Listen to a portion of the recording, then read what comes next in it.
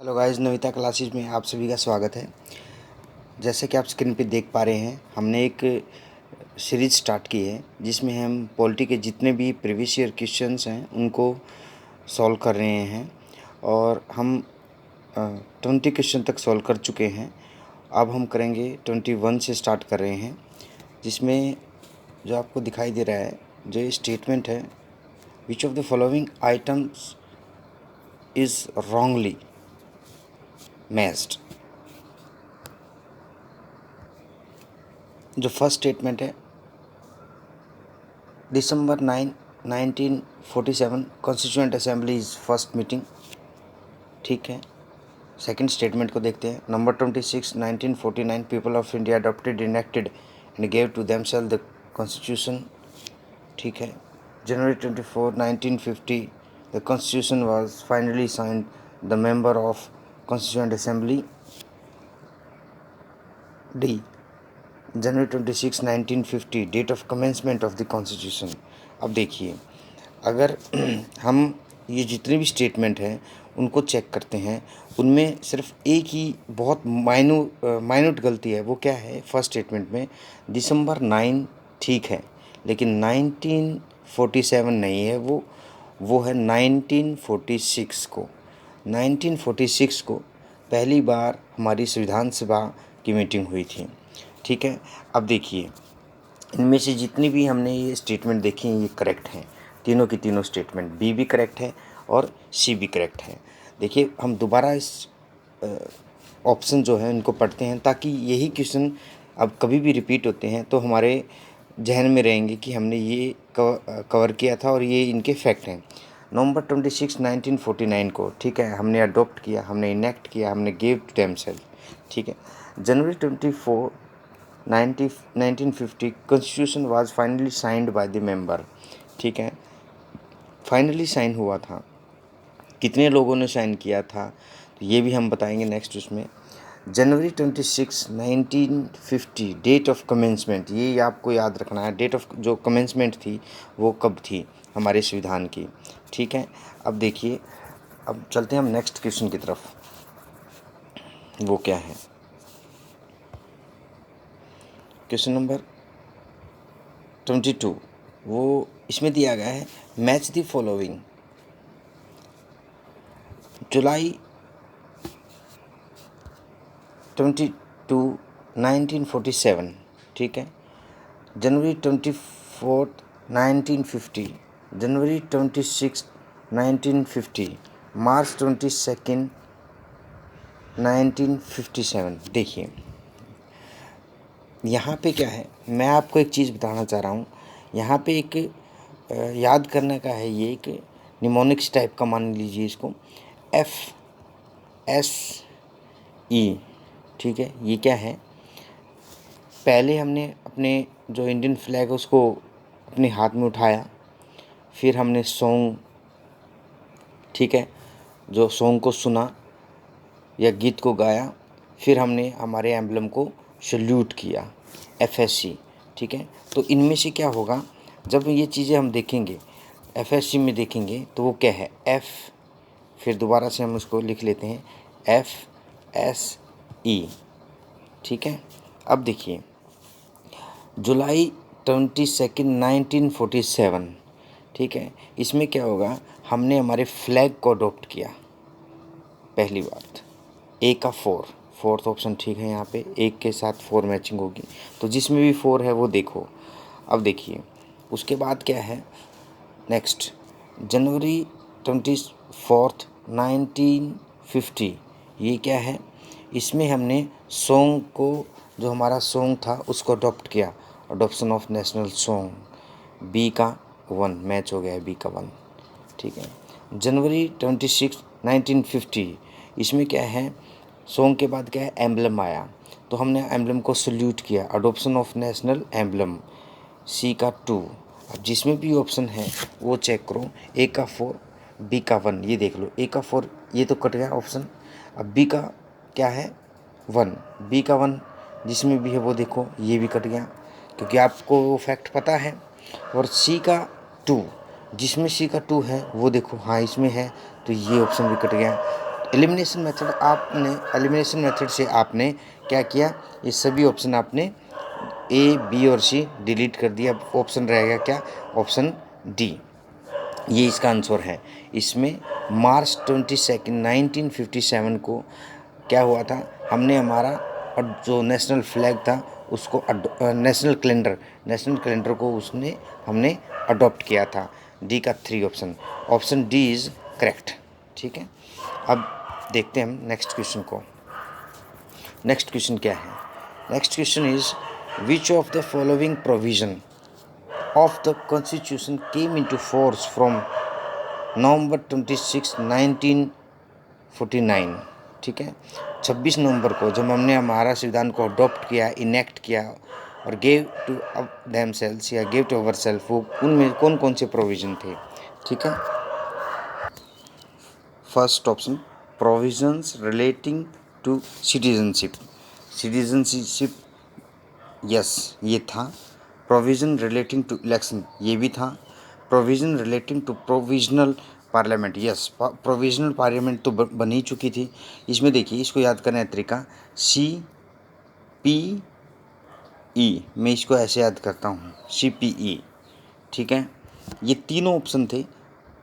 और उसके बाद क्या है, फंडामेंटल राइट का ऑप्शन नहीं रखा था, क्योंकि जो हमारा संविधान था वो हमने अडॉप्ट 26 नवंबर 1949 को किया था, लेकिन फाइनल जो कमेंसमेंट था संविधान का वो 1950 में हुआ था, 26 जनवरी 1950 को।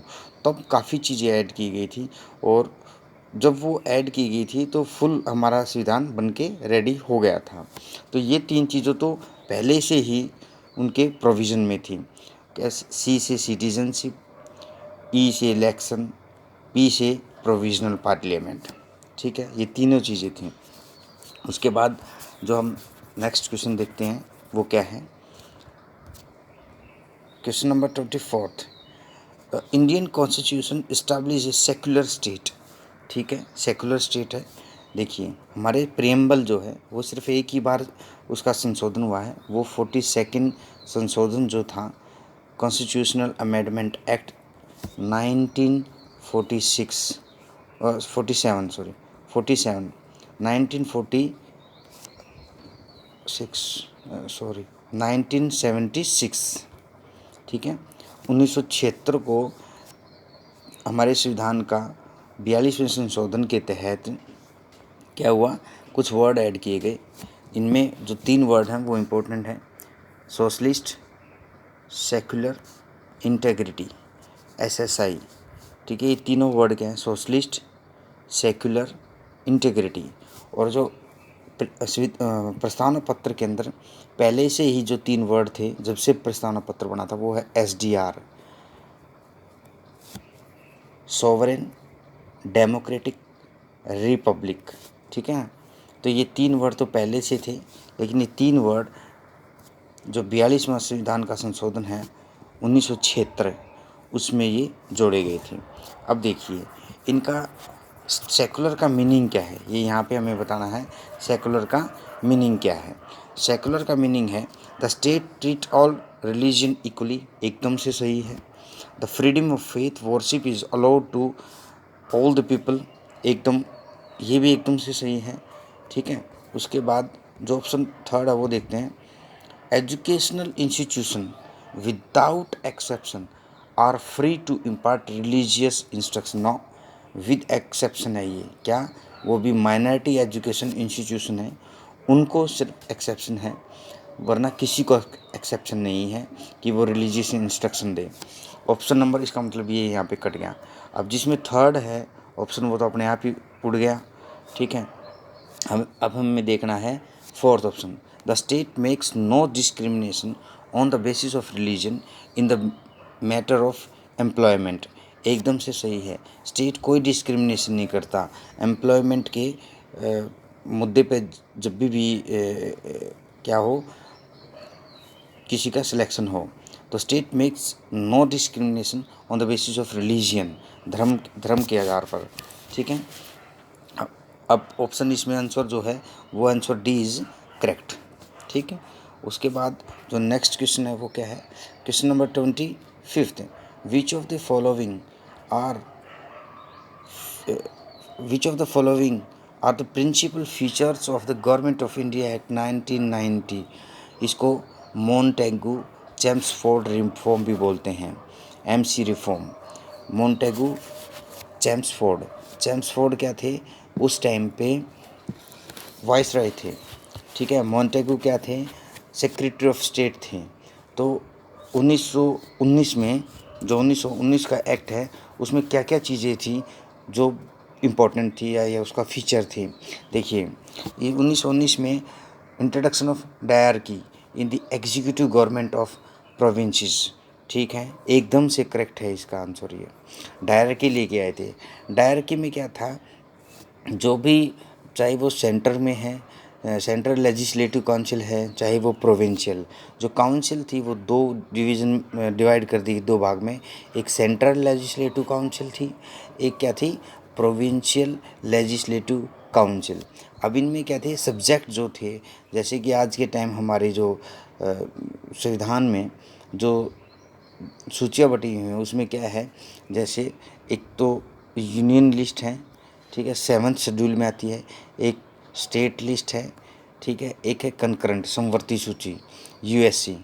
यूनियन लिस्ट में यूनियन हम ला बनाएगा, स्टेट में स्टेट ला बनाएगा, और कंकरेंट में इन यूनियन के पास भी पावर है और स्टेट के पास भी पावर है, लेकिन यूनियन की पावर जो वो प्रिवेल करती है, मतलब यूनियन की पावर ज़्यादा है यहाँ पे कंकरेंट समवर्ती सूची में। ये ऐसे ही जो जब गवर्नमेंट ऑफ इंडिया एक्ट 1990 आया 1919 के थ्रू, जो ये प्रोविज़न था introduction of dyarchy, yes, executive जो थी गवर्नमेंट थी उसमें डायरकी का सिस्टम था। Introduction of separate communal electorate for Muslim, ये गलत ऑप्शन है। क्यों? मुस्लिम को जो सेपरेट इलेक्टोरेट दिया गया था, कम्युनल इलेक्टोरेट दिया गया था, वो क्या था 1909 के तहत दिया गया था, ना कि 1919 के तहत दिया गया था। तो 1909 का था Morley Minto reform, MM reform जो था उसके तहत दिया गया था। तो ऑप्शन 2 जिसमें भी है उसको एलिमिनेट कर दो ताकि आपको इजी हो जाएगा आंसर तक पहुंचने के लिए। ऑप्शन 2 यहाँ पे ऑप्शन ए में भी गया, ऑप्शन बी में भी गया, ऑप्शन सी में भी गया, लेफ्ट है option D. Option D is correct. अब हम ऑप्शन 4 पढ़ते हैं, वो क्या है? Expansion and reconstitution of central and provincial legislator, एकदम से सही है। अब उसको एक्सपेंड कर दिया गया और उसको रिकॉन्स्टिट्यूट कर दिया गया। किसको? वो मैंने बताया अभी, जो काउंसिल थी वो दो में डिवाइड थी, central legislative council and provincial legislative council, ये दो में डिवाइड कर दी गई थी, ठीक है। उसके बाद question number 26, the nationalist demand for constituent assembly was for the first time considered by the British government though indirectly and with the reservation in, मतलब जो जो संविधान सभा थी पहली बार ब्रिटिश ने उसको माना था कि हमें भारत में एक संविधान सभा का गठन करना पड़ेगा, और जो उसमें भारतीय अपने संविधान सभा का गठन करेंगे और अपने संविधान की तरफ जाएंगे या अपने संविधान को रेडी करेंगे। तो नेशनलिस्ट ने ये क्या की थी, डिमांड की थी, और वो पहली बार उसको कंसीडर कर लिया था, मतलब उसको असेंट दे दी थी, उसको यस कर दिया था ब्रिटिश गवर्नमेंट ने। अब क्या है उसमें कहता है दो इनडायरेक्टली एंड विद रिजर्वेशन, मतलब इनडायरेक्टली था इलेक्शन उसमें और विद रिजर्वेशन था। तो वो था पहली बार अगस्त ऑफर में किया था। अगस्त ऑफर कब आया था? 1940 को आया था, ठीक है ना।